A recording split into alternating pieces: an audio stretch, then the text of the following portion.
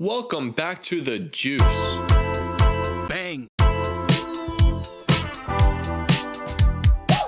Hey guys. Not me. Not You there? Hermione. Yo. Yeah. You have to do the dance moves while doing it. That was so Those crazy. videos are so funny. Did you see the one where he's like cranking Soldier Boy? The things that's not supposed to be. Yo. Yeah, it's funny. Uh-oh. That's funny as hell. Not me. Not Hermione. Hermione. You. Yo. All right, Soldier Boy tongue. let's do the daggone thing. Let's do the daggone darn. Let's do the darn thing there, you son of a gun.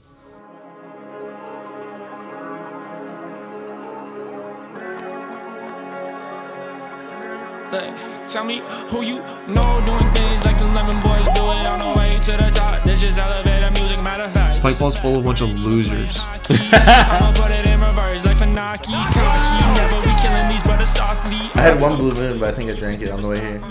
Y'all be driving stick shift, this is auto. You know I'll turn it up. I wanna beat up the beat, you gotta see if the Hey guys, it's Kyle Keenan. Keenan is key. Gabe Finaki is going to be playing with You know I'm about to eat like a Ryan Paul. Too tough, no rest, crown, I wear it. Big cut, big flex, Mike Garrett.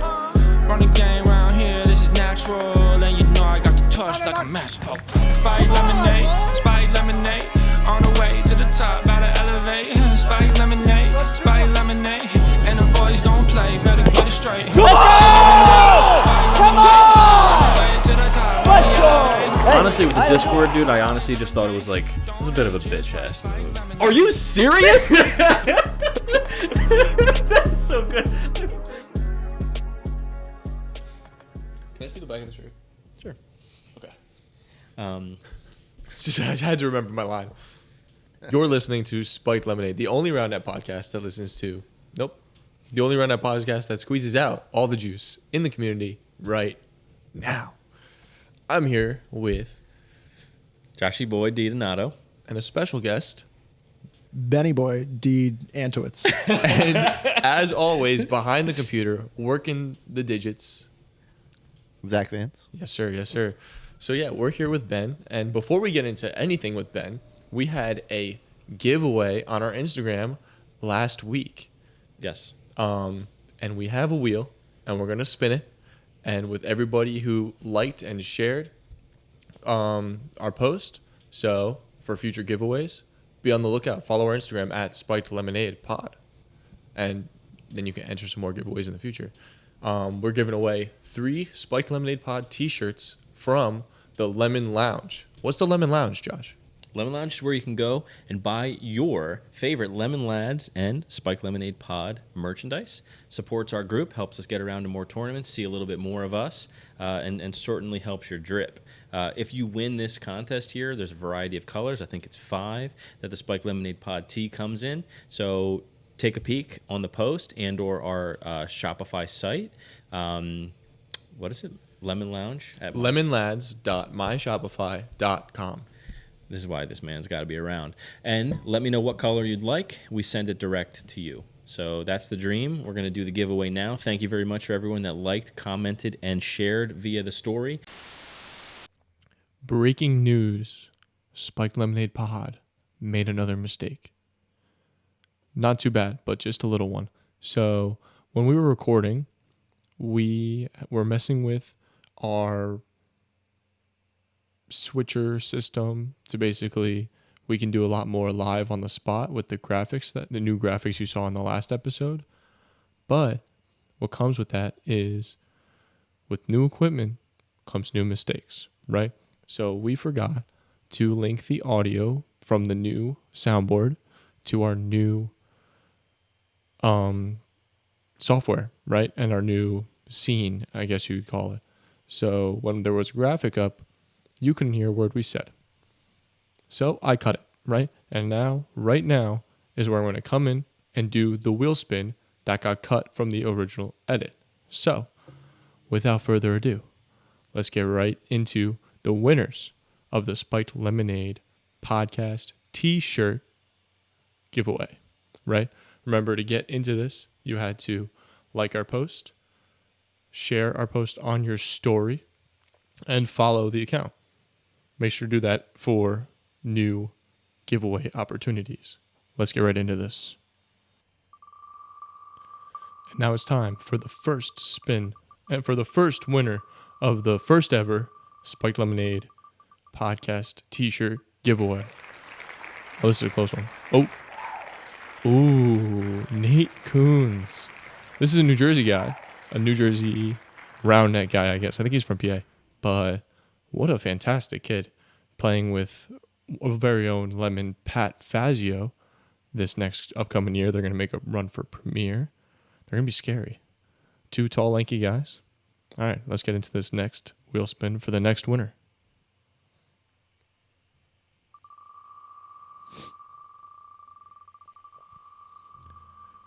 And we're spinning.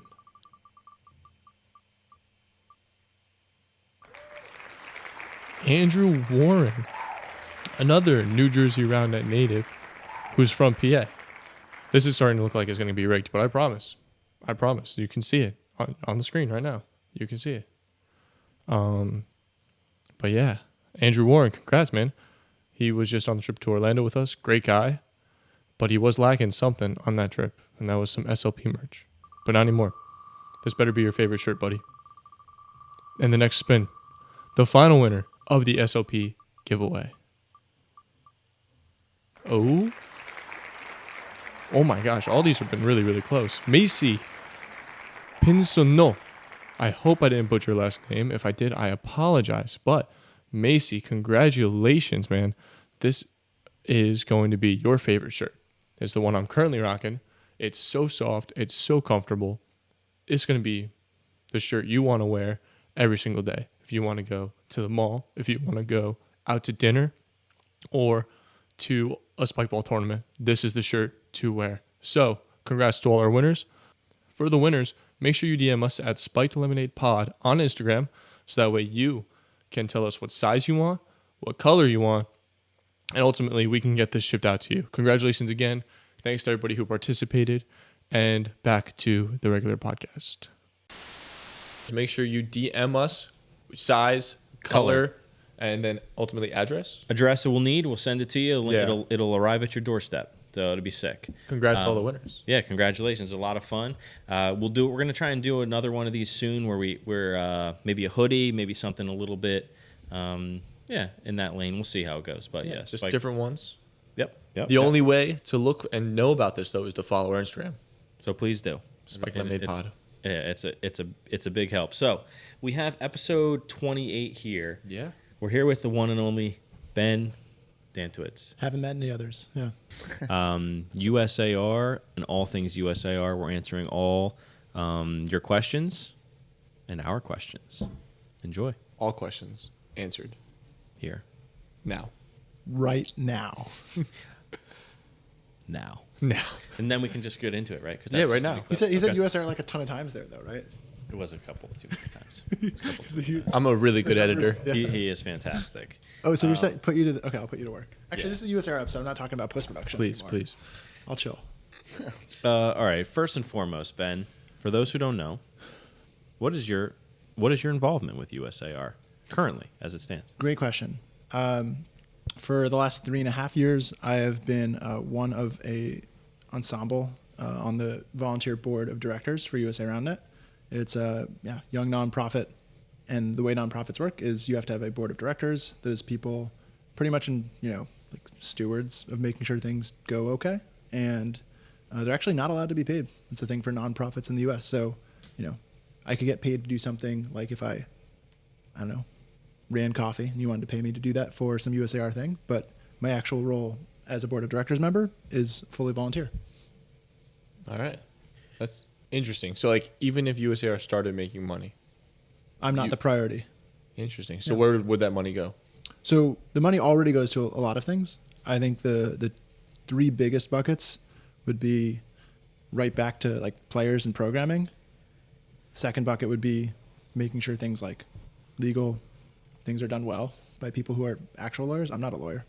And then the third one would be the more like miscellaneous operations, things like we have a website, just paying that bill. Other like back end ops to make sure nonprofits stay nonprofiting. But the big bucket is taking the money that people put into their membership. It's a member-driven organization. the way that non-profit member-driven organizations work is you provide value back to members. So the biggest one is, of course, like the sanctioned events, those kinds of things. And then there's ancillary things that we're working on standards, working on other functions, goods. But yeah, that's the big one. When you say we, who makes up the board? Who makes up the panel, the committee? So do you guys want to go back? Or do you want to start where we are now? Where do you want to go? So right now there's 4 members on the board of directors of USA RoundNet. There are 2 people that have been elected. That is actually my brother, Ezra Dantowitz, and then most recently elected, Rohil Senapati. And then we had a formerly elected board member who we appointed as an outgoing person because we have the ability to appoint members. I'm also an appointed board member, is Ethan Datweiler. So there's 4 members on the board of directors right now. We have the ability to have more members on the board of directors. And in, the past few years, a big challenge for us, especially with the work that goes into not only doing the work, but also steering it, is having people consistently show up, do the work, and be able to do a half decent job. So we've had a lot of different people through the years on that team that I'm very grateful to because they've had to deal with working with me. I'll just shout those people out. I'm going to try to get them in order, but the people that have been on the board in some capacity before were Nora White, Jackie Yu, Allie Rogers, Brian Childs.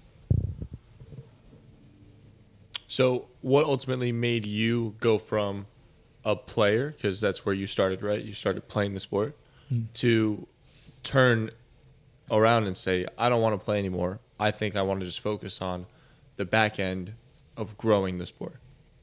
Yeah. I think like most people, when they start a project, you kind of just have like the edge of your curiosity. So for me, when I first started playing, I decided I wanted to teach people that were around me. Then I wanted to make a club. Then I wanted to run a tournament.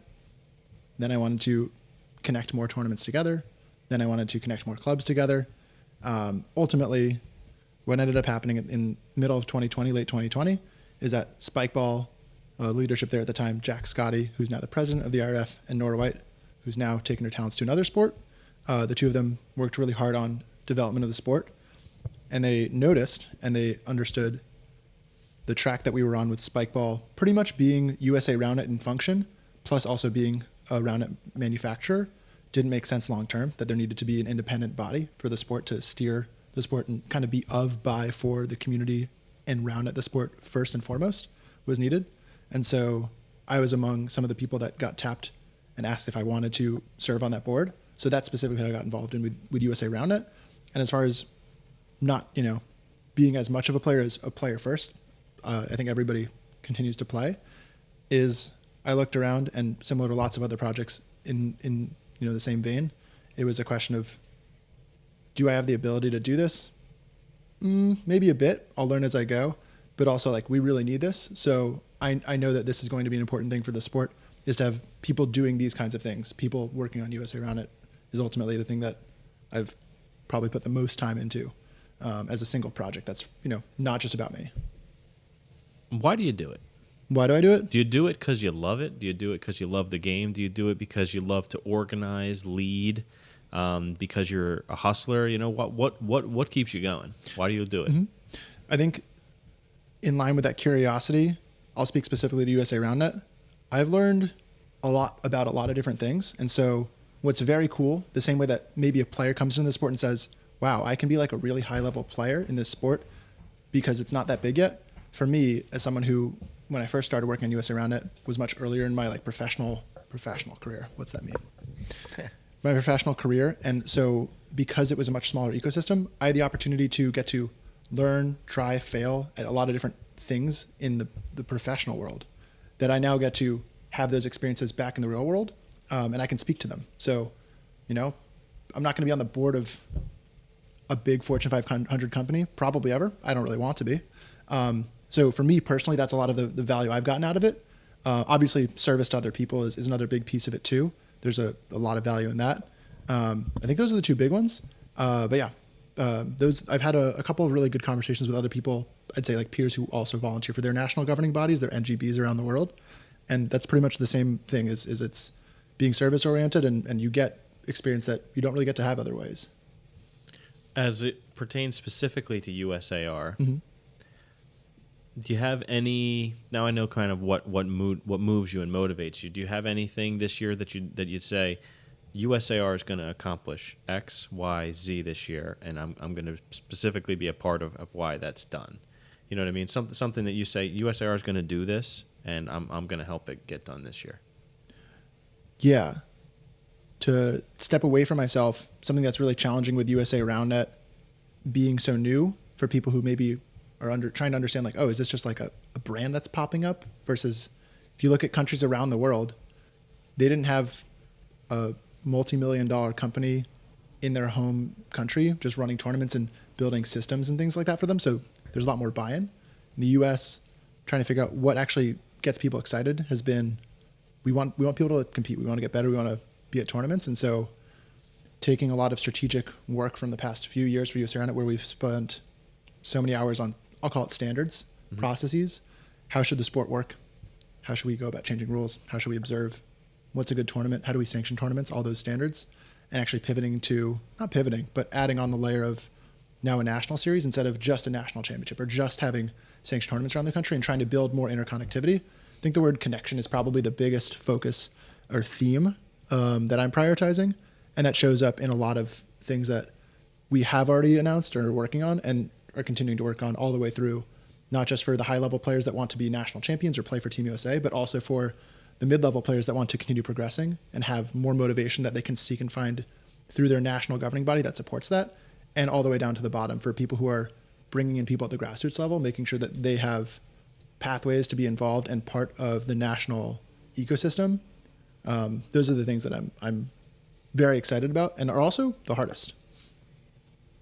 I think, what do you think about USAR growing? Do you think USAR is going to get to a point where it is the number one tour series over Spikeball? Great question.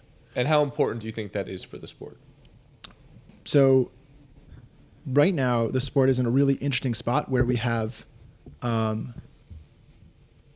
say, a lot of people that don't really know about this conversation. Like, I would love for everybody to be able to tap into my brain and know what I know about the progression of the sport in the US to appreciate why it would be a nice thing for a USA Tour Series to be the most important. A really challenging thing that I also hold is I could give a lot of different takes that conflict. So as far as it being like a goal that the US National Series needs to be the most important, in a way, from USA RoundNet's perspective, not from Ben's perspective, it is the most important thing, right? Like, from the same way that everyone has their own POV, for you, Matt, like, how you do in a tournament is the most important thing that matters. It's cool if your friend Josh does well, but that is the second thing behind that. And so from USA RoundNet's perspective, anything USA RoundNet does is the most important thing for USA RoundNet. Winning worlds, building community, connecting more cities, more states, growing up, intermediate players and getting them to progress. And yeah, if it's having the best tour series possible, in that perspective, that's how USA RoundNet as an entity needs to look at what it does. Otherwise, nobody else is ever going to want to get on that bandwagon, right? As far as will we get there, when will we get there, is it important that we get there, are super interesting questions, because right now, I think USA RoundNet is emblematic of the question, what are we all working towards? Right now in the US, and I think in a lot of places, but especially in the US, we're not really working on a shared goal. I think the shared goal is that we need to grow RoundNet, and specifically in the US, we need to grow our national connectivity and community. For the Spikeball Tour Series, their goals are not necessarily not to grow RoundNet, but it's also to grow Spikeball. It's to grow their brand, their awareness. And Spikeball has been a partner for USA RoundNet in working on connectivity. They've sanctioned a lot of their US-based tournaments with USA RoundNet to buy in on building more connectivity. But those goals, I will say, are, again, secondary, right? So the Spikeball Tour Series cares about the Spikeball Tour Series first and foremost. So when one becomes more important than the other is completely in the eye of the beholder. And as far as what it would take to actually have, I would ask you guys, what would it need to look like for you to feel like one's more important than the other? Where I think right now, I guess the status quo is we have this Spikeball Tour Series. We can go into more history. I know Zach knows it too about it also feeding into what nationals is. But specifically, just like in the status quo right now, that's the thing people care about, even down to how people talk about it in public, servers and discords. Yeah, I think the Spikeball Tour Series is sort of like the sexy answer. It's like the Nike whereas USA the USAR is more, like an off-brand thing right now, and it needs to change. I think there will be a switch, and I don't know what's going to get that switch fully. More high-level players this year out at different tournaments I think will help. The structure that you guys have already put in place will help. People qualifying for Worlds, which is super important, and the body that's put together to put that team together, I think will help with its popularity. What do you think? Yeah, I agree. You just kind of spelled it out, but you need buy-in, right? Like you or I can't decide if something is going to go well. Like ultimately a big challenge is it's a collective problem. Like the entire US community needs to get on the same page that they care about Roundnet that's not just in their own state, and they care about being connected to other parts of the world. So my job and the job of other volunteers and people that are working on USA Roundnet things are, how can we come up with more reasons for people to be bought in on this? I'll cross my fingers that there's a reason that you can point to by the time this comes out, but it's a hard grind. There's a lot of work to be done. I'll say to that point though, as far as why isn't USA Roundnet doing X, Y, or Z thing, just a quick call to action is it's not like an exclusive club. Like anybody and everybody can get involved in any way. And I think sometimes people maybe don't know how to get involved. And it's actually very easy. People just come up to us and ask us, hey, I'm interested in this thing. I care about Roundnet. I want to make it happen. And the other gap or challenge for us is resources. We don't have the ability to put up a marketing budget to give away money for tournaments. We actually went negative on the national championship on purpose as an investment in the community and the sport. It's all online for you guys to look at. But I think that's the big challenge still is people have to kind of want to be in charge of their own sport and not wait to hear what a Spike Ball or a Premier Spike has to say about their sport. What do you? Go ahead. You all open your mouths, so that was a good. That was a good answer. Yeah. Okay. Go ahead. It's fine. I was thinking, what do you think about incentivizing like USAR? So like Spikeball Tour Series has Spikeball Pro, right? That's what a lot of people go for. That's what our goals are all for, right? Yeah. For the Tour Series. Mm-hmm. We play the Tour Series to get pro, right? And USAR right now, it's like the incentive is to make the national team, which I think is a much smaller, or it's a much greater feat, but a lot less people can get into that national team.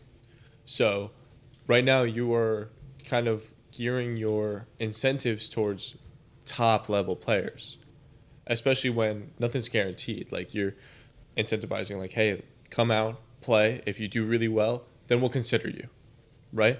Whereas with the Spikeball Tour Series, come out, play, you do well, you're in pro, right? It's points, everybody can track it. It's not up to people saying, oh, this team makes pro over this team because of X, This Y, and player. Z. This gets me. I have Right. work to do. I'll text you a link, and then you put this link in the description of this video, and that's the answer to this question. Is that fair?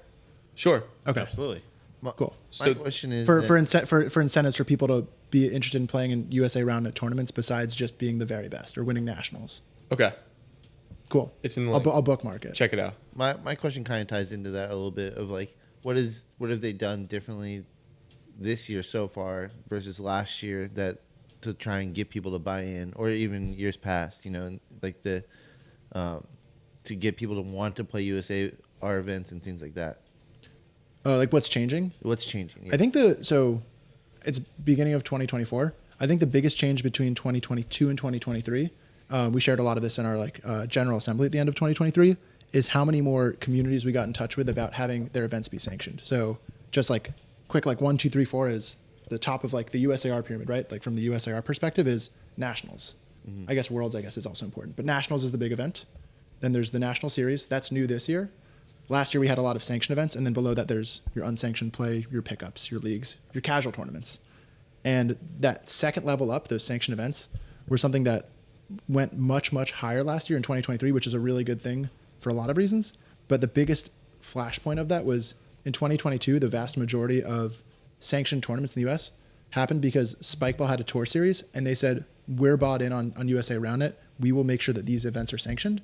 In 2023, with many more other tournament organizers, there was buy-in to have sanctioned events happen.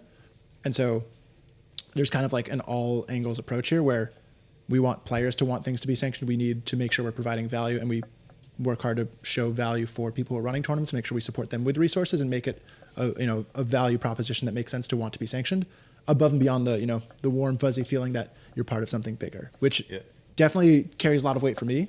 And that's I think what's hard is it's hard to convey that having been part of a sport for, this is my 10th calendar year I've touched a spike ball, so coming up on 9 years, and knowing where the sport was, where the national championship was this thing. In 2020, Spikeball is in charge of setting the Team USA qualifiers. That's that is crazy. that is a real thing. I was going to run a 2020 crazy. Team USA qualifier because that was the infrastructure we had.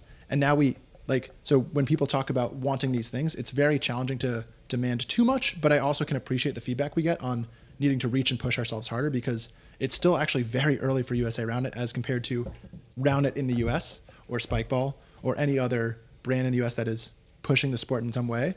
But the big linchpin being for USA Roundnet, the whole point of it, and this is hard because I think a lot of people see me and they're like, you're the guy.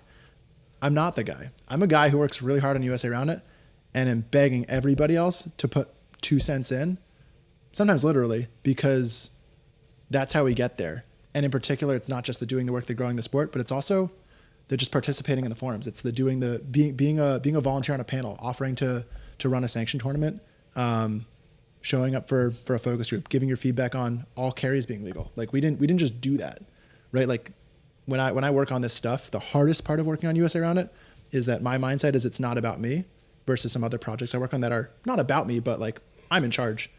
The role for me here is I'm like leading these projects. I'm working on these things, and it's in service of everybody.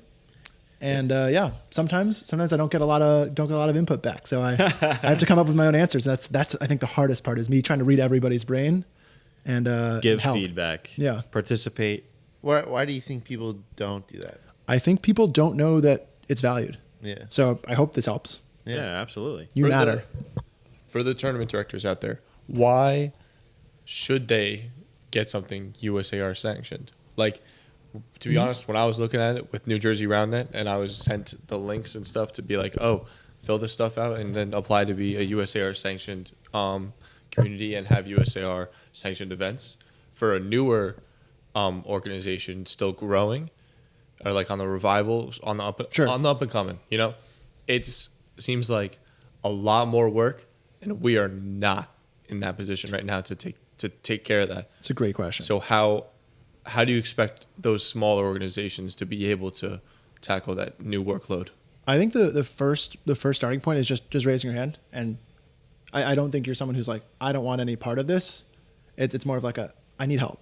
And some people have reached out to us and said, actually, the way that your process works, the way you've laid out this timeline for how I get insurance support, how I get like a permit for my field, I need to maybe do it in a different order because this is what my local municipality requires of me. We want to work with people. We're not trying to shut people out. I think a really important challenge for sanctioned tournaments is to try to set some standard in a landscape that has had zero standards. The entire world has had zero standards on how tournaments are run, on what the quality of a tournament truly is. I know you guys have said nice things about me. I do appreciate that you think I run an okay tournament sometimes. But We'll see with Baltimore. but as far as making sure that there's some baselines, we want to make sure that the bar isn't so low. Not that just anybody can do it. Anybody can run a tournament if they follow the procedures and get support. But it shouldn't be something that, leaves players thinking it's not like a legit thing. So that's definitely a tightrope to walk because of how small the sport is, right? We're not trying to make it smaller. We're just trying to make it legit. Is USAR working on anything right now? Any potential rule changes that you think are particularly close for this 2024 season that you'd say are actually like worth something? Are there any rule changes that are sort of like, you know what I mean, in the works? I don't think we're actively working on something. I will volunteer that I am volunteering on the IRF rules committee right now. Okay. And so when I think about that life cycle, I'm hoping that whatever work that I and other people around the world put in is something that the US would want to adapt. But there's not an active team of people working on that stuff right now because we haven't had anybody raise their hands to do that work. To do that, okay. With USAR, Is there a rule that you want changed? Yeah. Which one? I just feel like the simultaneous hit. I just feel like it's way too close and it's rarely ever called, and I don't think getting rid of it changes the game at all, and I don't think it necessarily gives the hitter an inherent edge to be able to hit it simultaneously. I just think it leaves that weird gray area. I think it should be gotten rid of. That's respectfully, hot it's a take. very hot take. I disagree. So I'll say, in my multiples of years as a Premier player, I know you're early on that. You're about to hit the multiples, so congrats. Thank you, brother. I felt like it was hard enough as a defender when I noticed people were hitting the ball simultaneously against the net, and I was like, why can't I figure out where they're going to hit this ball? I don't know. So I think it does make a difference defensively, and just hopping into one other bucket, I think it's like pretty manageable to actually observe. I've seen some discourse about can you actually tell, can you not tell, and when the ones are like pretty clear and bad, I think it's like pretty easy for people who like a lot of people like myself have actually looked for it and studied it. The same way that it's good to know what a side pocket looks like so you can call it effectively, I would study up on it. That's my tip. Matt, do you have more? I was going to say, like, I think it comes more into play, like, not necessarily the ball is still touching your fingertips as it's just touching the net, because that's a lot. That doesn't impact the movement of the ball nearly as much. It might come off a little lower than normal, right? But it's more across the lines of you're kind of dragging that ball across the net, and where the ball, if like this is the net, ball's going down and your hand's on it, and if it's on your hands on it while the ball's still coming up, and then that massively changes direction and changes the whole hit. I would say that's completely. I think that's different. Yeah, I would say not even just like trajectory. It's also the timing. I think for me is like that the milliseconds of. I'd like to see what the percentage is of hits, not off net hits, but center net set hits that are simultaneous. Like if we broke it down frame to frame, I think it would be a higher percentage than we think. I disagree with you because I think there's more simultaneous hits than you think. I've talked to Gabe about it a lot, and Gabe says he thinks very little of his hits are actually simul. He has some, but not many. Yeah, he definitely has some, but most of his really good hits that we see are definitely not simul. Well, I'm not saying let's just take him as. Well, no, I'm sure him and many other of the top hitters. Yeah, I don't. That's cool. That'd be cool. Lumping Gabe into the top hitters like that, very casual, nicely done. Yeah, I think everyone hits the ball and is still contacting the ball, even if it's the tip of the finger while it's on the net. People don't even understand how often that happens, but who knows? It's not that serious. It's just like it gets called once in a whole tournament day, and guess what it always does when it gets called? It creates discourse. It's just like, are you serious? You know what I mean? So it's just like, I don't think if it got rid of it. Some people don't know that it is actually not a rule that you can do it. So that's fair. That's sometimes if it has to do with not having the knowledge. Hearing the soundbite like, oh, my simul is sick today. It's like an actual line I've What do you heard. think? What do you think, Vance? As far as simul, I think that there's some merit of like being like if you can push the ball into the net. Like I do a lot of like little cheeky shots with like one square, and if I have the option of pushing it into the net and make like not even contacting it for that long, but being able to take that square and like forcing it into the pocket and then jumping over, then that's kind of bad. I don't think. I'm trying to think of like how to phrase it. I think simul in general before, excuse me. When it was first being discussed a lot, people were talking about Tyler Chiswick and him hitting the ball back when there was no hit zone or anything like that. He was definitely flicking the ball and contacting the ball as it was hitting the net, which is like basically you're just ripping the ball like without a net there, right? When I asked him like about the rule change, he and PJ were like, "What rule change? Like, that's not a thing." Yeah. So that's there's like a knowledge gap on the rules. Oh yeah. All the way up and down. So. I'm not saying that people knowing about the rule fixes it, but I think knowing about it, looking for it, might get you some of the benefits that you're looking for with the defensive buff of that not being allowed. Yeah. But yeah, that was my 2 cents. So. I think also talking about rules and IRF, USAR, they're not the same. Correct. Some people who've looked into it, I've noticed that. Not you. Oh, I've noticed it. Okay. The USAR and IRF rules for the 5 seconds is different. Mm-hmm. Yeah. One of them, I forget which one, but one of them is the toss, and one of them is off the contact of the ball on the hit. Yep. Which one's which? So the IRF, you have to hit the ball within 5 seconds, and the US, you have to toss it within 5 seconds. However, the IRF also is you say the score, there's no confirmation, there's no service, you pause momentarily for up to 2 seconds in parentheses, and then you have 5 seconds to hit the ball. So the IRF rule is like wild. Yeah, that is That weird. is It's very ambiguous. I like, I'm not allowed to like say like, oh, we're going to do this and that with the rules, but it's like for the IRF, I would hope to contribute. Like it's one of those things that the US can export rules and officiating because we're really good at that. We have a lot of experience, a lot of good discourse has gone into that work that we can give to the world. The other really one that I like is, do you guys know the number one rule in the USAR rule series? Did you look it up? Don't I jump. did not look it up. Don't jump. That's number Don't one. Jump? Oh, Yeah. don't jump is definitely number one. Do you have a guess on what the number one rule is? Like the first rule for the USA round rule set. It's not in the IRF yet. I'll try to give it to them. Don't be a dick. I don't know. Couldn't It is. venture It's a in guess. the overview, and it just says that it is the responsibility of the players to know the rules. I could have guessed that. Fair play is that wouldn't encouraged, have never at the expense of like heavy competition is never supposed to be at the cost of fair play. And yeah, a lot of people break that one.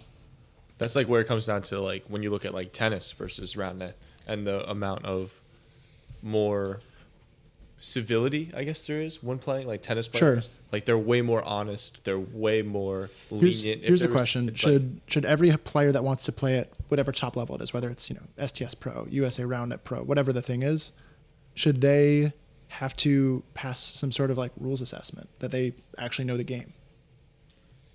does any pro player do that? You think the NFL? Well, like causes Clark their- Marshall and like Ryan Gross, like they're certified observers. So as far as like knowing the rules in our sport, at least, I think that's different if you're a certified observer versus other sports. You know, sure. you just Generally speaking, though, like it's our best proxy right now for I know the rules and I know how to call the rules. play. Yeah. I feel like knowing how to like from looking at it from an observer's perspective, if you can pass an observer's test, I feel like there's a lot of people who know the rules who can't pass an observer's test.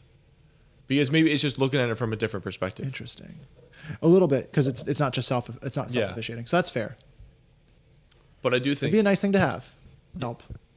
I don't know though, because the NFL, there's no way in order to be eligible for the NFL draft, you need to pass this rules test on how to play football. But they're also not Right. self-officiating. It's a different sport though. Yeah. Yeah. I think the problem is that if you're self-officiating, then you kind of need to know the rules. In, Like, in you disc need to in read disc them, golf, right? in disc golf, you can't play like an A tier or a major unless you are like a certified like Correct. rules person. Correct. And I imagine if we did something, I mean, along the lines, just off the top of my head, if we had to be premier, you had to take the test, like read the rules, blah, blah, blah.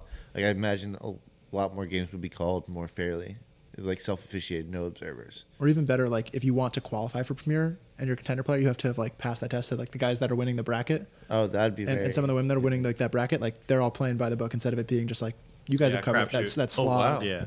We hosted Very a contender tournament here, and it was unbelievable the amount of people that didn't know the rules Yeah. or just Yeah. were like Well, bully I think balling or whatever most the case may most be. tournaments, whatever level, it's sometimes surprising, sometimes not surprising because it's the norm and we've accepted it that people just don't know the rules. Yeah, it's one of those things that wouldn't it be nice, and it's actually possible. Yeah, for sure. And I'd say not that hard. Yeah.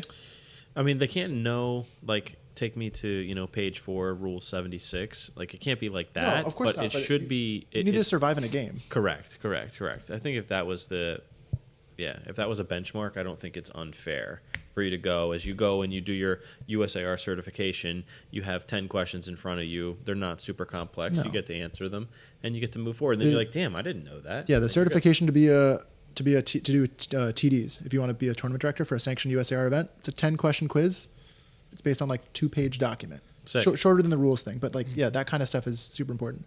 Like, if I fake Matt out at the Christmas Classic and get him to step before I serve, Right. and he's like, "Oh, I didn't know that rule." Like, that should not be my problem. Like, you can't. There's weaponizing the rules in silly ways is like it's a funny meme, but like it can't ever be the fault of the person who knows the rules for trying to play by the rules. Yeah. Wasn't there a rules Unbelievable. discrepancy? Never missed that call, by the way. Yeah, Unbelievable. Yeah, who? Right. Yeah, that was crazy. my God, JC. Yeah. Wasn't there a rules discrepancy from Orlando, and we were having a discussion about it recently, and we still were like not even sold? Do you remember what From that ASL? was? Yeah, from ASL. You guys had, like, It was a something play? with you, bro. Was it the no hit zone hinder? Oh, Yeah, the no Just like hit the hinder. immediately Give, preceding infraction. give Ben. That's the wording I was looking for. So I hit against the ball. Blizzy. Yeah, I hit the ball and I go to take my step, and then I take my step. It wasn't me. It was Joel. Yeah, I'm just like Yeah, I'm just that's fair. saying what it is. So like, let's say I go and hit the ball. I hit the ball. I go to take my step. One of the defenders is standing there but he didn't have a play on the ball. Yeah. I run into him, land in the no-hit zone. I get the point, correct? That's how it should be played. Yeah. Zach's shaking his head no. No, if he doesn't have a play on the ball, but he's in a defensive position, it should just be a redo. No. No, because he didn't have a play on the ball. So Zach actually, this is one of those things that's like the rules need to be like totally like reworded because no hit zone's confusing. I did real quick but before the you go. way- I want to say something. I was Yeah. watching back. I forget which one it was. It was, I think it was Bozak and Max Modell. It was something, and that play happened, and I saw it. Was it and Columbus? Like 2022? It was Columbus. versus AT. Yeah, I think so. Yeah. That happened, and then it wasn't a redo, or the initial observer called redo, but then they ended up getting the point because they talked about it, and that's what it was. Yeah. So Zach makes a good point. It's there's two kinds of hinders. There's the unavoidable hinder and the avoidable hinder. We all know how the avoidable hinder works. That's loss of point. But the unavoidable hinder is confusing for the no hit zone conflation because usually an unavoidable hinder means redo. But specifically for that situation where the guy's like, oh, but you know, I couldn't get out of your way. Like it was a bang bang play. That's fine. But like then you have to look at like what was actually happening on the play, and it was like actually he hindered Matt from finishing the point basically. Yeah. It wasn't like he hindered Matt and then his teammate got a touch. Let's redo it. Okay. So it's But- a little backwards, and honestly, that's one of those things that I think has been like a cultural thing to figure out versus like the rules don't really spell that out Yeah. perfectly. So So that is then like super confusing. It would have been different if his teammate was there, gets a touch. Yeah, gets a touch on an unavoidable hinder. They have a chance to make the play. So even though Matt was hindered in making It's the a hit redo. zone thing, it'd be a redo. Okay. Interesting. But in no way, if like say he's in the no hit zone where I'm supposed to be stepping through, and I land in the no hit zone because he's in my way, the no hit zone and the hinder cancels out. Correct. So I don't. You shouldn't lose the point pretty much ever. Yeah, it would be like a redo. It'd be like a redo If they get they're a touch, it's a defending, or it'd redo. be your point. Yeah. And if it's an avoidable hinder, right? If he's like doing something where he should have gotten out of your way and just setting a there. pick, Mm-hmm. then he definitely loses the point. Yeah, Is there a future where, or is there a near future where near future. Oh boy. IRF and USAR and RoundNet Germany and RoundNet Britain and RoundNet Mexico all have the same rule set that is followed by or that everybody plays by the same exact IRF rules? It's a great question. Right now, I think the USAR rule set is the only one that is like actually out there besides the IRF one that is used internationally. So everybody else uses the IRF set. The reason that we did some of the stuff with the US initially, go back to 2022, the IRF said, we think that you should try this provisional rule. We're just testing it out. That first touches should be carries. You can carry the ball on a first touch. That was the IRF rule. The US looked at that. We had a lot of really interesting discussions about that rule specifically and landed on people are carrying all their touches actually. Why not just let everyone carry all the touches? There were back and forth for all the different touches throughout the spectrum, but ultimately we came up with that, and in having a rule set different from the IRF said, we're playing a lot around it here. We want to try things and hopefully share them with the world. And then by summer 2022, it was before carries really were a big problem for the rest of the world, but they solved it preemptively by adopting that rule. So I'm not saying that we will never or we shouldn't have the same rules, but there's definitely value in letting each country try their own things out. Generally, I would say the U.S. wants to. We're good friends with Canada. You know, you guys are love to root both ways for those two countries. So collaborating with the North American RoundNet community and having a similar rule set because we play with them so much on the borders. Yeah, it's a good move. Is definitely like a good thing. And when it comes to having personnel volunteers, it's not like we need them to have a rules committee and us to have a rules committee and then Absolutely. and then like try two completely different things. That seems counterproductive. But generally, I don't see a problem with where the sport is right now to promote much more experimentation and difference in gameplay versus like in 30 years. Hopefully, we have figured it out and have the same rule set everywhere. Yeah. But short term, we got to experiment. What do you think about the no hit zone at 2 feet? No hits at 2 feet. Think- Has anyone tried it? I'd love to see it tried. I'd love to see it tried Yeah. too. For men, though, I feel like when you guys Interesting, because people were when the no hit zone first came out, there was a question of should it be the same for and that's both? what I'm Maybe going to 1 ask feet, all you 2 divisions. feet, 1 feet, 2 feet. Were you involved in the no hit zone making rule process? I was not. So just for background on like my involvement in rules and stuff. Yeah. You mentioned like, why am I doing USA round net stuff? Oh, it's like a thing that I can learn from and do. I was always a pretty good player, but Zach can attest, like, I wasn't winning the tournament. So when I got knocked out, they'd be like, hey, you have corrected vision. You should observe this match. That's how I got really good at observing and rule stuff. And so similarly with like the rule stuff, I've always been in those conversations, just like brainstorming people the same way we all do with our friends. I've just been doing it for a couple extra years. So I don't know. I'm maybe a little more tired of it sometimes, and also maybe a little more knowledgeable on the background of it. But for the no-hit zone, it was something I think that I knew about, that was an idea that was being tested, but I wasn't part of the decision-making committee, because that rule was changed in 2021 by the Spike Ball Tour Series and not a USA round net process. So again, it's one of those things that's like, you say it out loud and you're like, oh yeah, that's fine. Like Spike Ball, just do whatever you want. And then you take a step back and like, what if we were in charge of our sport? Wouldn't that make more sense? And the answer is it would, but we have to do the work now. So Sure. a little give and take. So Oh, go ahead. Oh yeah. Nope. Ah, Do it, You go. Zach. Oh. No, Hit it. I want to shift gears a little bit. okay, I'm gonna stay on no hit zones for a second. So the no hit zone and serving lines, right? Men versus women in basketball. Women play with a smaller ball, closer 3-point lines. I don't know what the court size is for women's basketball. Is it the same, smaller? It's the same. There's But- one thing I want to add about women's basketball when you're done. And yeah, so that it's different dimensions versus men's and women's, right? Why is round net different? Because I do think right now, watching the women's sport playing on a men's size court or the open size court is hindering the spectator, right? Because I think it's really hard to watch women's round net and really be like, wow, this is a really fast paced, this is a really cool game. I think either women's round net needs the smaller circles to kind of help off shift. Am I making any sense here? I understand what you're Yeah. saying. I don't agree with it. You said you had something before I'll go. One piece, just because like every time this comes up, it just pisses me off about women's basketball, because Amanda, my fiance, was an unbelievable high school basketball player, and we love watching women's sports all over, but basketball specifically, college and pros. And it just pisses me off that they're willing to use the smaller ball because they have smaller hands generally, cool, but they won't use a smaller. They won't take the rim from 10 feet to 9.5 and have those women flying around dunking. It would be unbelievable. But you know what they do in volleyball? The women don't play at the same height of a net in volleyball that the men do. You want to know why? Because then the women wouldn't be able to spike it. They couldn't, well, not all of them, but some of them wouldn't be able to get up to spike, and then the game completely changes. But basketball, they won't do the same thing. And can you imagine they always worry about the viewership. Imagine the viewership in basketball if the women were dunking on each other. It'd be unbelievable. Imagine the viewership in spike ball if women were hitting crazy poles like the men do without having to dive, right? Because they can play the game super well. And I love watching women's round net, yes, but I feel like it could be so much more entertaining, because right now everybody loves watching the men's sport. No? I'm gonna give it to Zach. I just disagree with you completely. Me too. I think a lot of it, I think I actually enjoy watching women's round net a lot more than, men's, specifically because they're not hitting those crazy poles or things like that. They can do just as many things as the men can. I mean, the Twins are pretty good at round net in general. But a lot of these things that make round net unwatchable is lack of rallies, no defense, serving's kind of overpowered.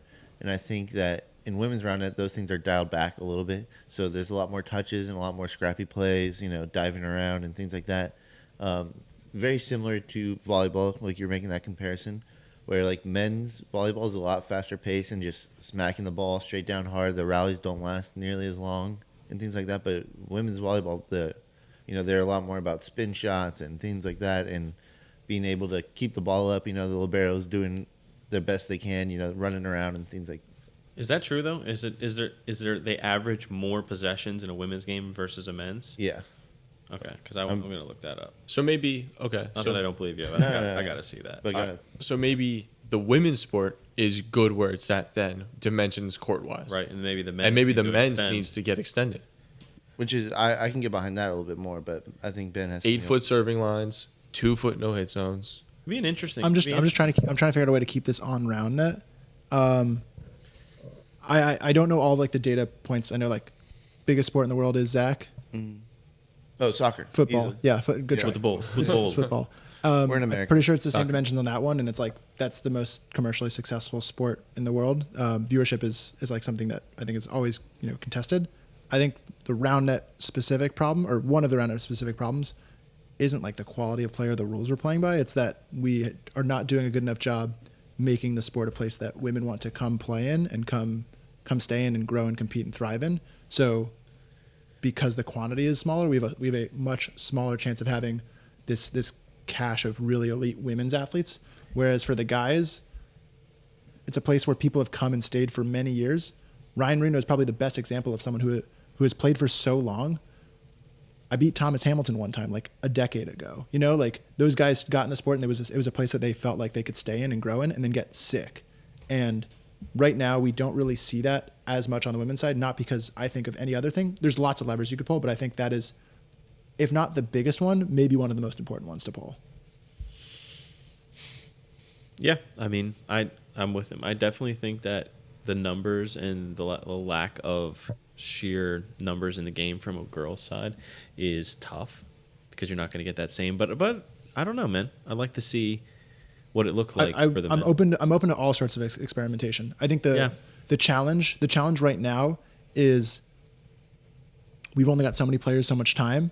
Should we like pause playing tour series and like do like a 3-month hiatus where we test stuff, or do we build stuff, or do we have to get ready for Worlds? So we just the answer to the question for me is let's get more people playing so everybody can do a little bit of everything. Right. Or a bigger one or two sample things. size. Not just for that specific problem, but the broader Just in problems general. of Yeah. prioritizing what gets done, what can get done, what capacity does our sport community have. How about an experimental tour series, right? That'd be cool. There needs That'd to be really be cool. someone out there needs. You got any money? I'm not finished yet. Someone out there needs to pick up a spike ball net, a Premier spike net, and just paint lines at different lengths. Inflate the balls a little more. Inflate the balls less.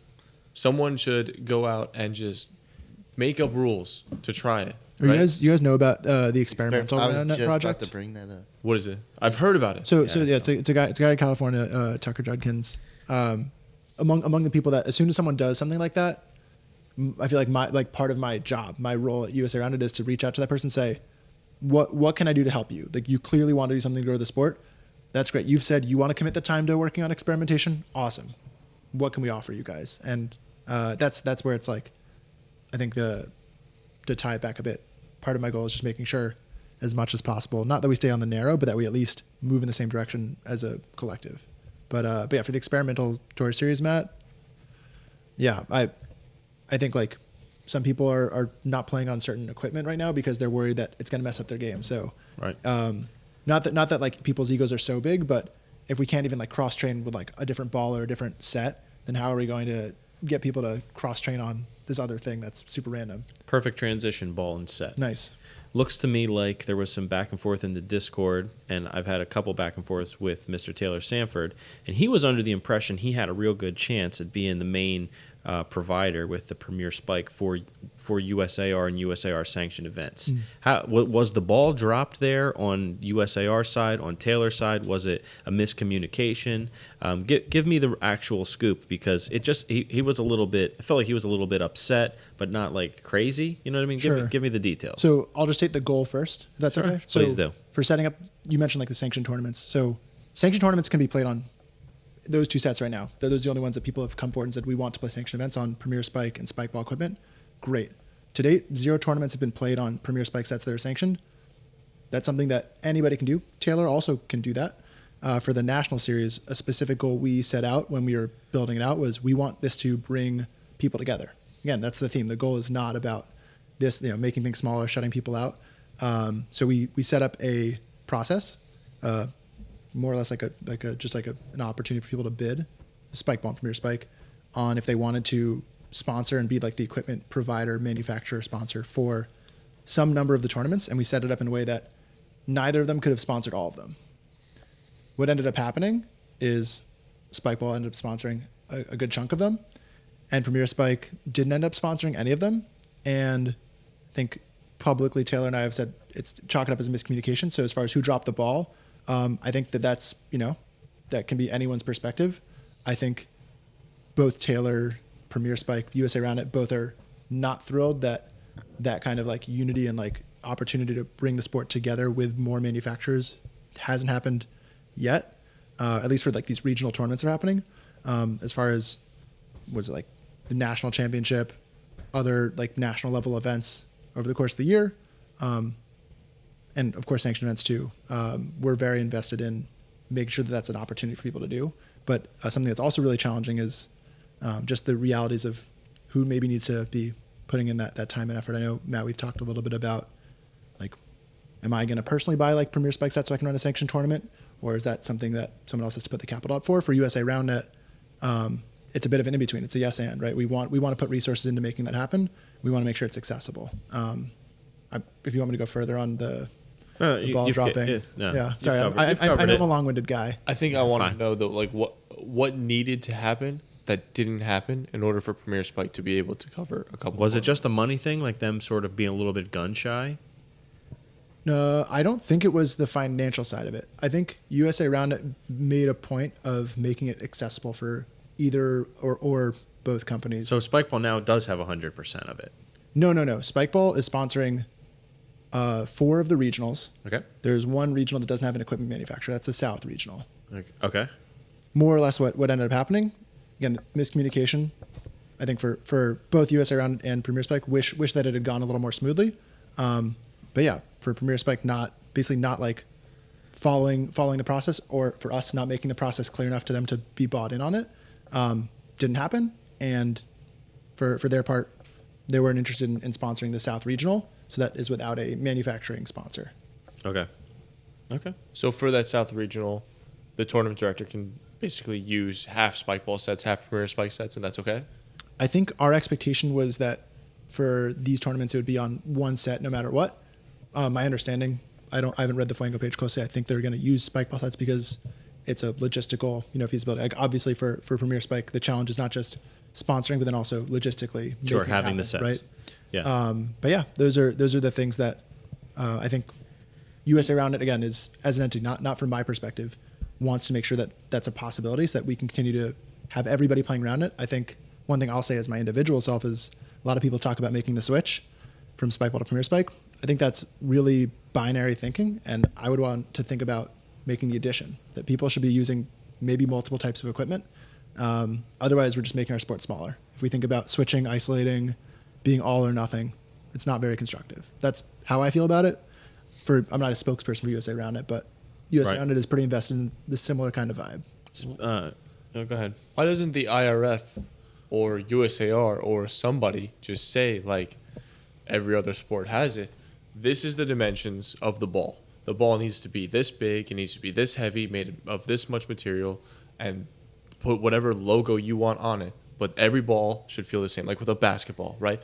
Wilson versus whatever. Or like with a soccer ball. Nike makes soccer balls, Adidas makes soccer balls, but they're all same size, same weight, and they're all the same.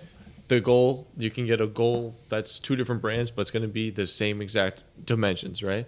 A spike ball set versus a Premier Spike set. They're the same dimensions per se, but like the legs are a different shape and they're different thicknesses for rims. It's like, why don't we just say, like, USAR needs to say that these are the exact dimensions of every single part of every single piece, and every single ball need to be this. But also, we need to have an experimental tour series, right? Well, yeah, but like, okay. You know what I'm saying? It's like, all right. I know it's a yes and. I think that it's a good question, and I'm hoping that humor makes people want to watch more. That is this like guy. That is something that is like very core around it. Is we actually need to be able to do like all the things at once. So we need to be able to like test what's the best way to do it. We need to have standards.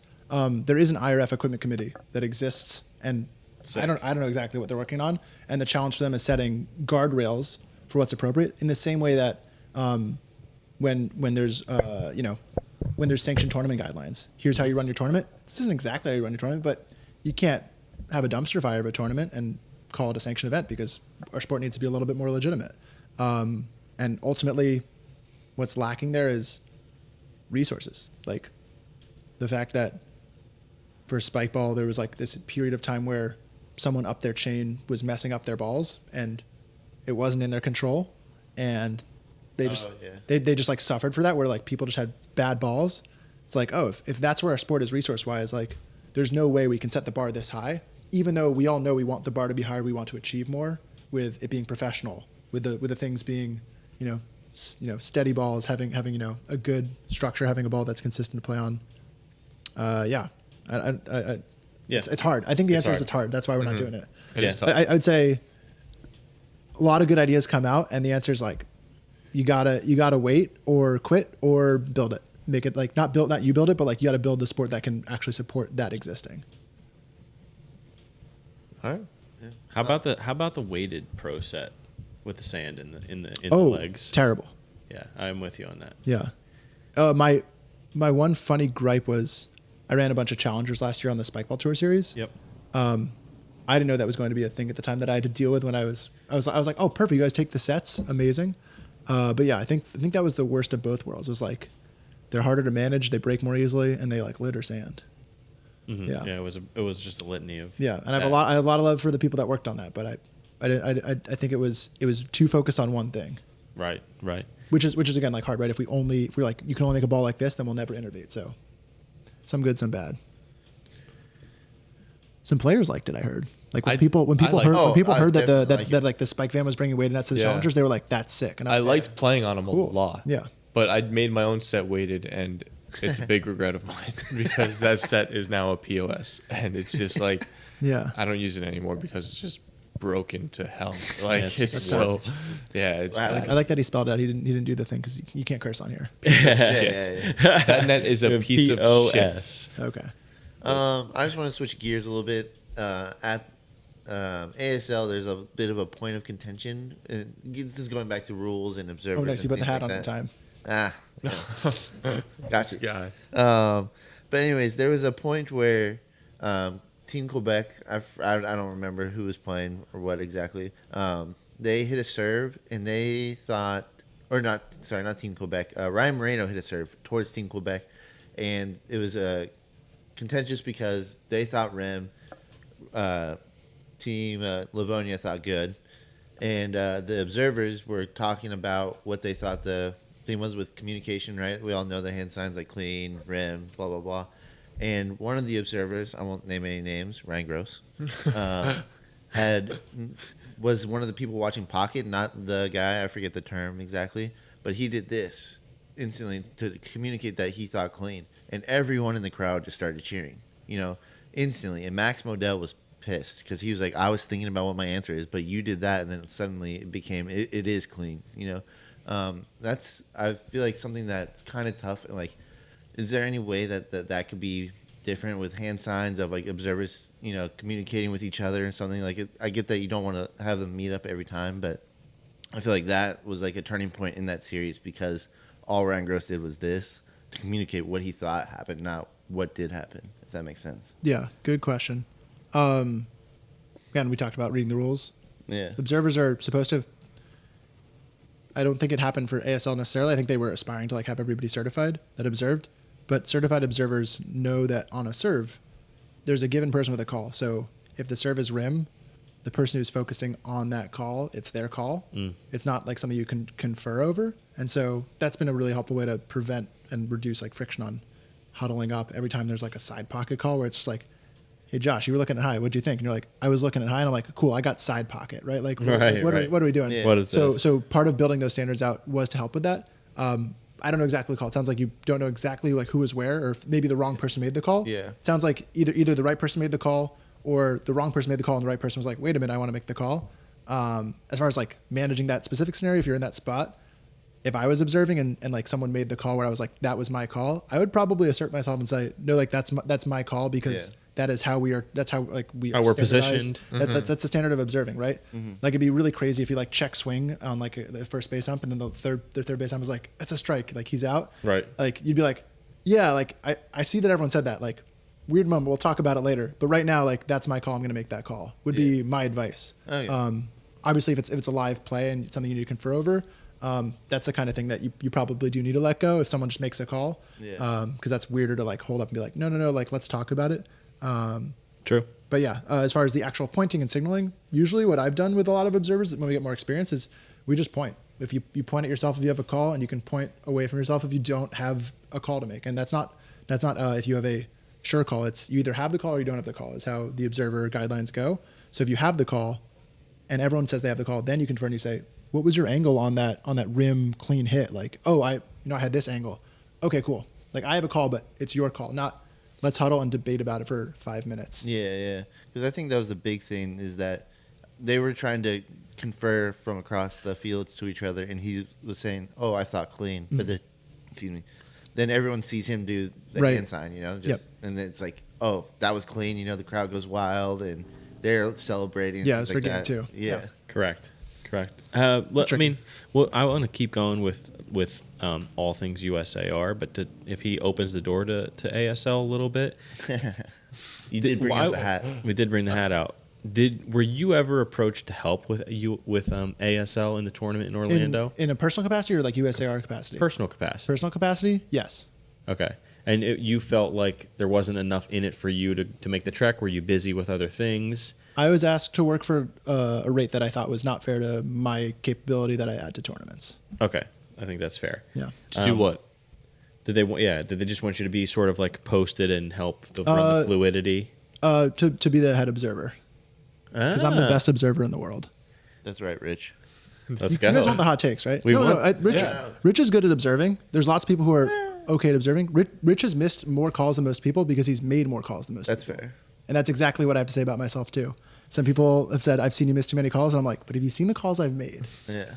That's unbelievable. Yeah. I will say I have seen Rich jump for joy when one of the teams that he was watching Well, would that's a be observing. different conversation, right? That's Yeah. professionalism. That's super hard. And I think And I've never seen you do that. I think what's hard is actually how sometimes I've actually been like extra, not cold, but like almost like too passive in how I like interact with some top players now, where I'm like, oh, I might have to observe, so I should be like just very like passive and not friendly with people, because I value making sure that I'm shown as a impartial third party. Well, I know we talked about this off the pod, but I felt like it was important to throw on the pod too. I feel like the ASL experience was missing a little bit of the Dantowitzian flow, which is a very fluid day with benchmarks and times for things. So you were sorely missed. I appreciate that. I think I've given the flowers, and I've also given the critiques to the guys at ASL, and also anybody else. I'll give you all the critiques you want. I think they had very different goals, right? Like they ran a big social community, like almost like party-esque, like festival competitive tournament. And not that I hate people, but when I run a tournament, every tournament's trying to achieve and trying to do and pitch something different. Most of the tournaments that I'm running that you've been to, I've obviously run some pretty lax, fun, casual tournaments back in DC.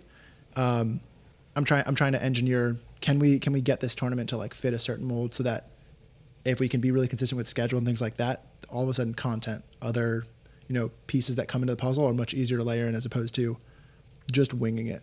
And so it's something that I've like worked very hard at, and some people don't like it. Some people don't like that I take a game from them when they show up 45 minutes after their lunch break ends.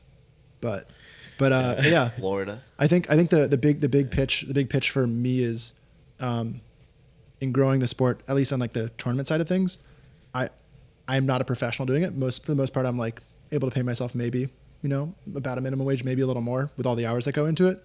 But if I can take myself a little more seriously, my hope is I can also ask more and more people to take themselves a little more seriously, and in particular, like raise the, I'll say, consciousness of the sport in the community, as opposed to feeling like we're just showing up and having a time. The same way that I feel about growing the sport broadly at my tournaments. I'm hoping that people come away from tournament like you should be a better player, not just as an individual, but like as a attendee participant too, because you're part of the puzzle.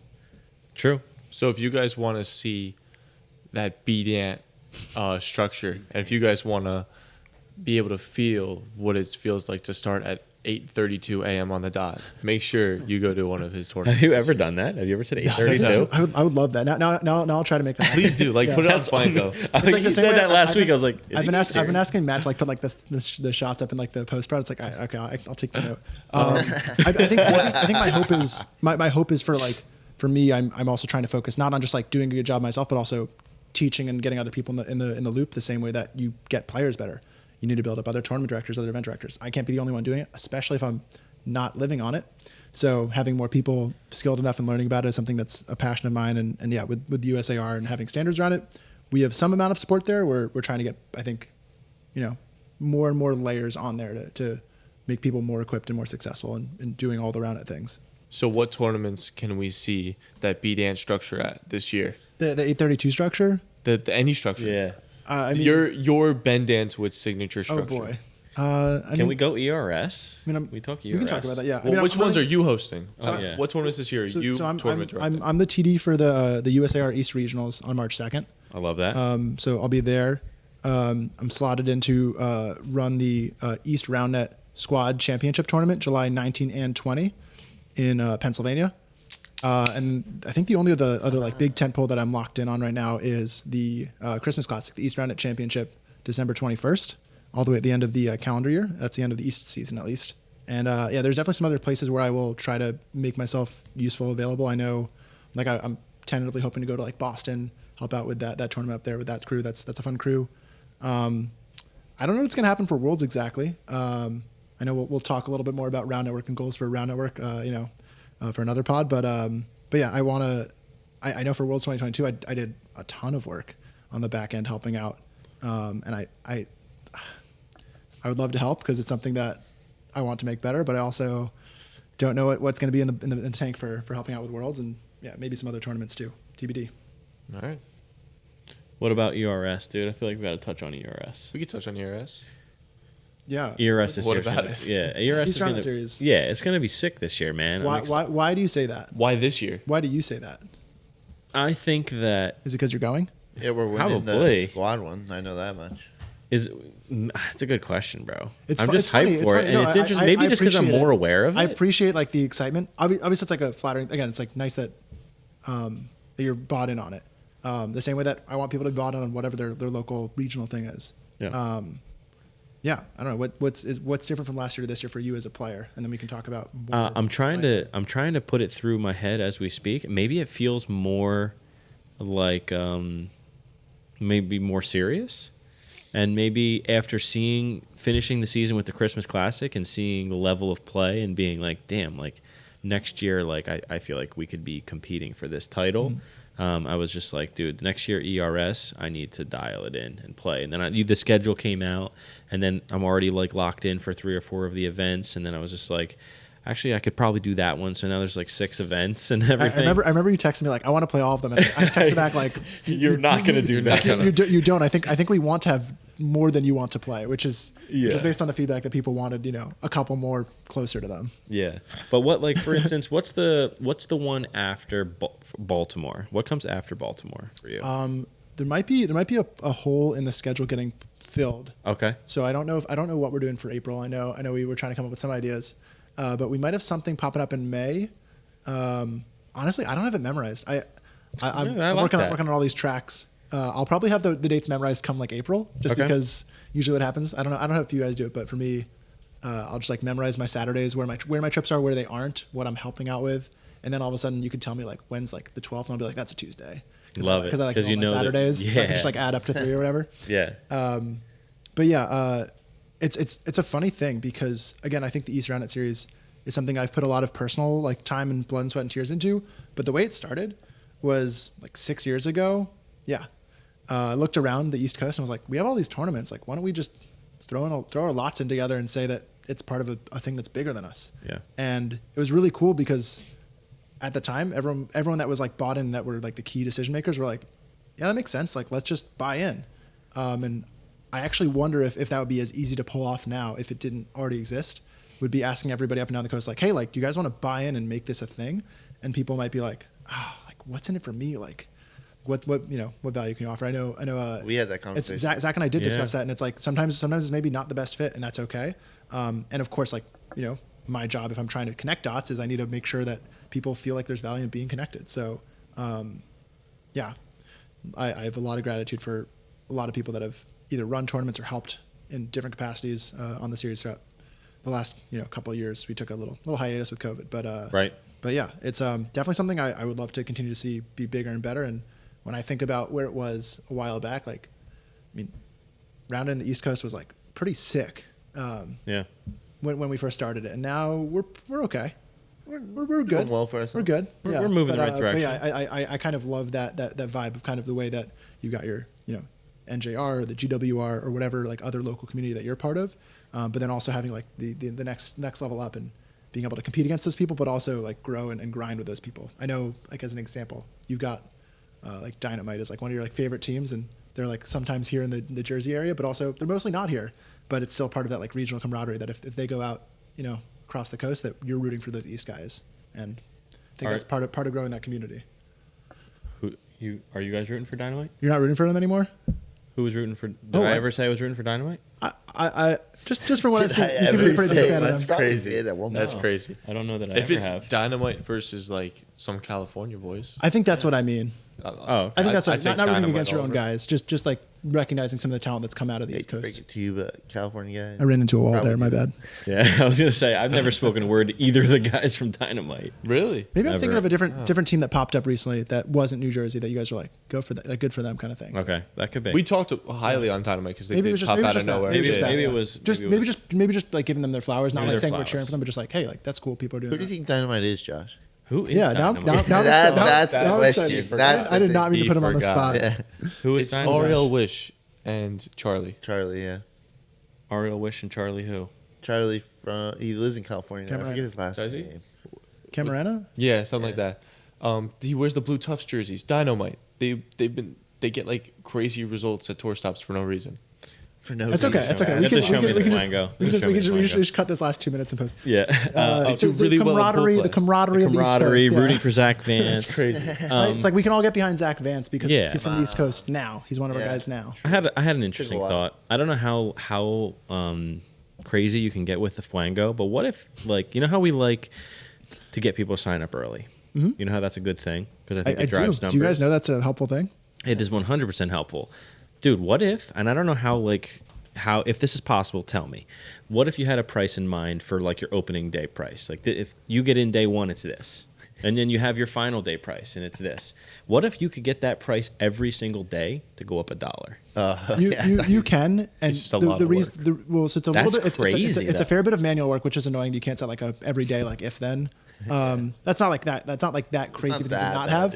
yeah. But what ends up happening is if you've ever looked at Flango and it's like, hey, it's $40 per team today or $60 per team, after this date, and $80 after this date. Yes. You would have a laundry list of it's $1 today and $2 tomorrow and $3 the day after. So you'd scroll through the tournament page and it would just be blown up by like this pricing rule that players would look at and be like, Why? why is this information in front of me? I don't care. There's no way to mute Yeah. that, minimize that, place it You somewhere can't else. you can't minimize. You can't like hit a little like But collapse thing. Could you imagine do- if you said I'm going to sign up Monday and you go no I'll sign up Friday but it was $6 more everyone's going to be like oh Well, fuck it I'll do I think it Monday. I mean, Well, I think it's I'm I think I'm basically- what it I is. feel I think like- I'm pushing the envelope on that where I'm trying to set as many different like steps where I really want people to sign up in the first week. I'd really like people to sign up by the certain date. And the other one, of course, is and ASL I think has done this the best is having the cap in the US. In Europe, they've got more players that can access the tournament, so they cap out because it's accessible. For us, people are signing up either because it's like very cheap or because they feel like it's going to fill up. And there's been some tournaments. I know there's some popping up now where people are putting out like flash sales, $10 per team. Right. There's this really fun tournament, the cream of the crop, the very first one, that it was $0 the first day that registration was open. Then after that, then it was just like $40, $50 or whatever. And so they got like 30 teams to sign up the first day. Sick. The catch is just like, where does this money come from? right Actually, right? So when you think about whether it's you or me running a tournament, it's like, oh, do I eat that cost? Do I like not get a nice field? Do I not have like a nice cash prize? Do I have like a small cash prize? Do I not pay observers? Do I not, do anything else that makes a tournament better? There's a lot of things, but yeah, it's a challenging one. I definitely love to reward people for signing up early, so I try to do the best I can, and I don't try to punish people for not signing up early. I just try to hopefully make it like a one-time lesson that if you pay like $20 or $30 more for a tournament and you strictly didn't need to, that you don't in the future. Like I don't want people's money. I want people to sign up for the tournaments. Right. So I can plan a kick-ass tournament. Hell yeah. No, I love that, bro. It's not like he doesn't give them plenty of time either. Like with East Round and Baltimore, all that. Well, there was like a tech issue. Some people were having a hard time signing up. So I was like, all right, I'll just keep the early bird rate for like an extra week or something. And then I definitely didn't feel bad about setting the price higher after that. But even then, it's like you guys tournament's up. You guys have like a week. It's for the announced very too. I think first- is a big yeah, one. It's announced Instagram. It's on Flango. Yeah. People check Flango if you play competitively, and like, it's not like it's not known. Yeah, I'm never Right. I'm never trying to pull something over on anybody. Yeah. Information. I think like pretty much to my detriment trying to be like as above board as possible. Sometimes I know I'm learning to get better at making sure I get through all the cracks for people, but yeah. Tournaments they're tough. Tournaments are East tough. East Series is going to be fun though. There's a lot of pieces. I've had a lot of help from I think everybody in this room actually, and a lot of other people to make sure. Again, it's not about me. It's like East Roundnet Series. Like what would that tournament look like if I took no input? Nice like 2-hour tournaments from everyone.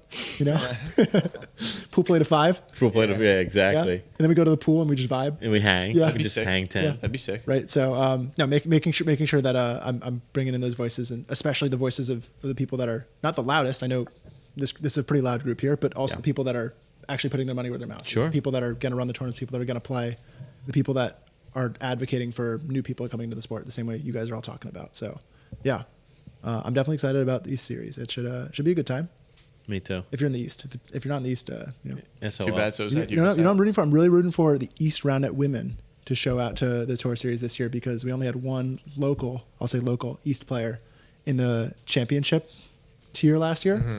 We had a lot of other people just come in and clean up, which kudos. Some really great women came in and played really well. But yeah, a little call to action. If you are a women's player in the East or you know a women's player in the East, just give them that nudge that they should come out. I'm trying to make it more and more exciting for, again, top to bottom to be worthwhile. Yeah, it'd be crazy if you guys knew, 2 women that could play in these tournaments. Well, Zach.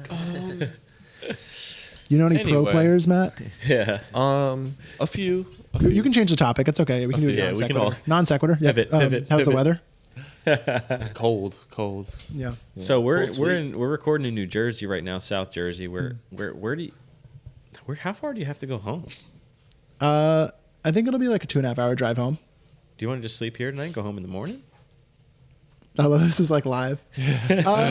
Probably not. Okay. Yeah, Well, it's on the table. I If you appreciate felt more it. Yeah. comfortable, I'll it's give, on the I'll table. give it some more thought, but yeah, I do appreciate the offer. I Yeah. was thinking about that as an option. It is available.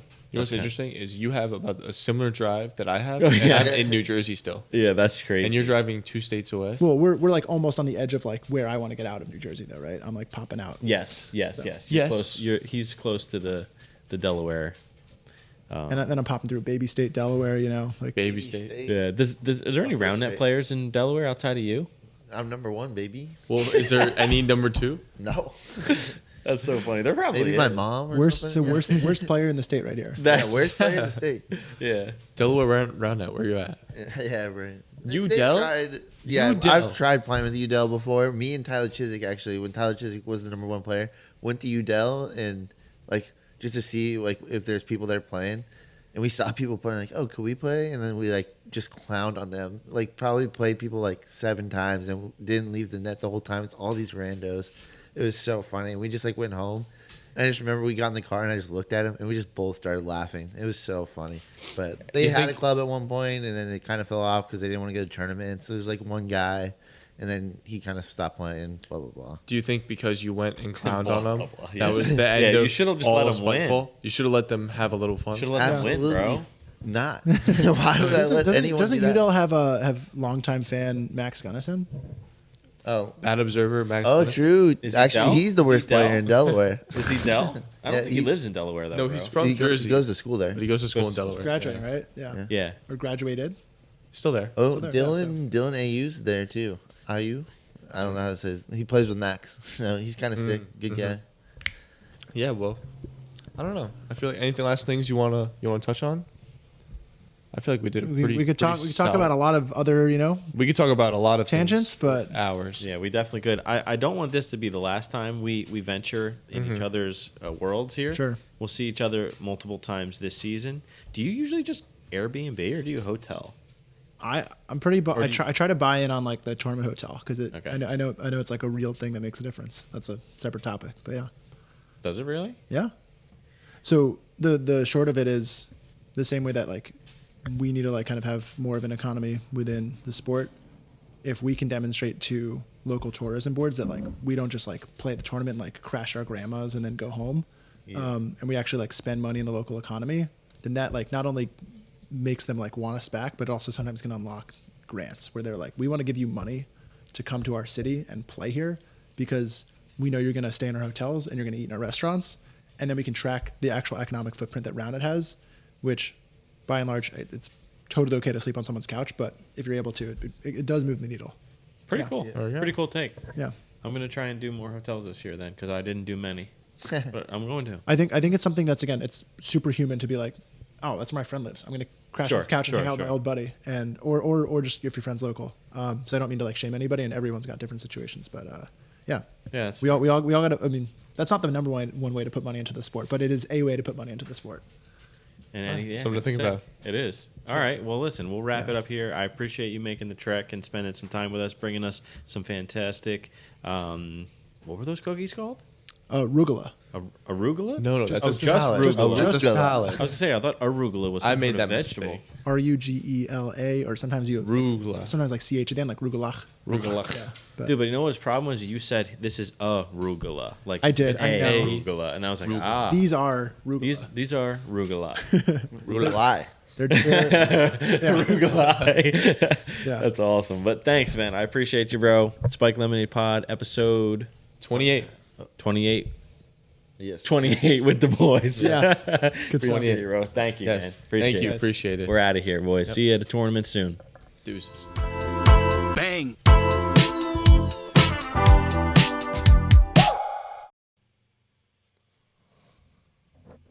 Here I am again, all alone, doing the podcast, mess up, re-record. That's a wrap. All right, come on.